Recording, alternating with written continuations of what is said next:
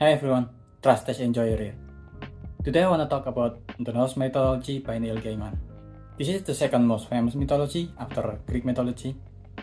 But unlike Greek mythology, unfortunately, Norse mythology mythos are mostly gone, where Greek mythology has mostly survived due to their creation of phonetic language as a thread, and due to their school of thoughts and many writers. Norse mythology almost solely rely on the poetic Edda. Nowadays, the most famous Norse mythology is most likely the one played by the roided up Aussie that unfortunately tricked his follower to buy his workout menu. But there are more to the Norse mythos than the ones that is, currently exist. Most of the story of Norse mythos mostly consists of three characters. The first one is Odin, the highest and oldest of them all. He gave an eye in exchange for wisdom, and hung from the world tree Yggdrasil for 9 nights to gain an understanding of rune and magic. Then from his throne, Hilsjalf, I don't know how to spell that, he heard whisper from his eyes and ears from Hugin and Munin about the knowledge and use of the world. He created war to gain an army that can be recruited by his Valkyries once they fell in war. Second one is Thor, Odin's son, the Thunderer. He's a straightforward and good-natured god, unlike his father. He's equipped with the belt making Jord, the belt of strength, and that doubles his strength. And also Mjolnir, the famous or infamous dwarven hammer, depends on which side of the war you are. His mother is Jord, the earth goddess. His two sons are Modi, the angry, and Magni, the strong, and he has a daughter who is named Tur, the powerful.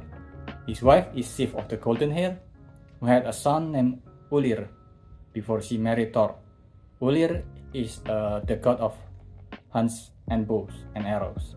And then the third one, the last one, is Loki, son of the goddess Lofi and the giant Farbauti.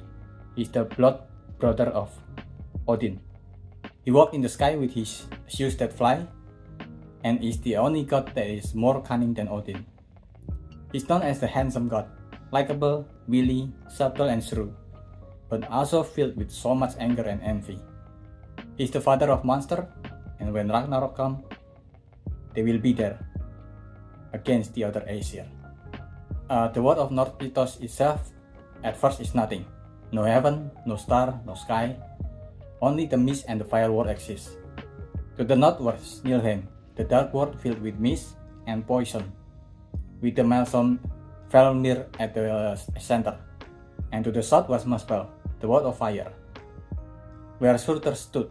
He was there before the gods, and he'll move only when Ragnarok comes to end the gods.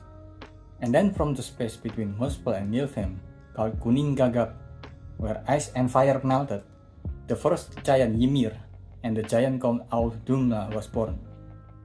The cow licked the ice until Buri, the ancestor of God, appears.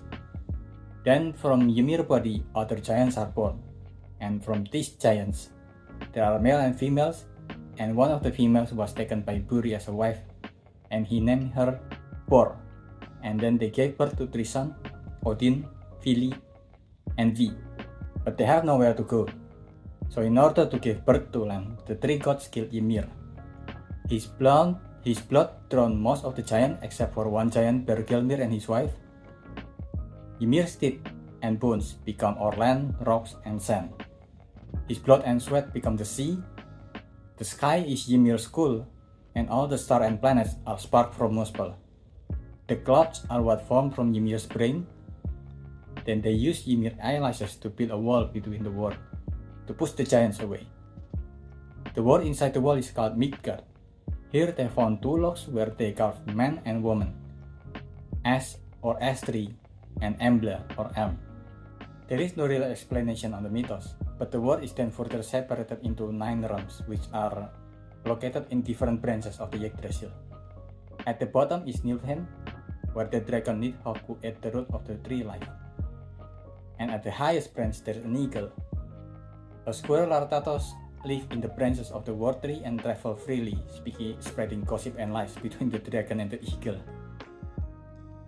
The other realms are Asgard, where the Aesir god live, Alfheim, place of the beautiful light elf, Nidavellir or Svartalfheim, where the dwarves live and create, Midgard or home turf, Jotunheim, where the giants live, Vanaheim, where the Vanir god live, and then Niflheim, the mist world, and Muspel, the fire world, where Surtur waits.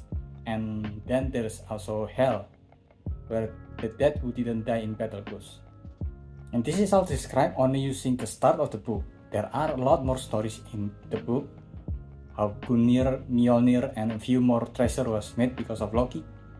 How Thor dressed as a woman to marry a troll. How Loki mated with a horse then gave birth to Sleipnir, the eight-legged horse of Odin.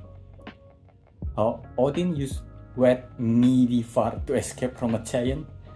And of course, there's Ragnarok. It's a great book overall, but the last thing I want to say is just Odin's kinda dumb. And this is after he exchanged an eye for wisdom. Is he then even dumber before he is half blind? But yeah, that's about it.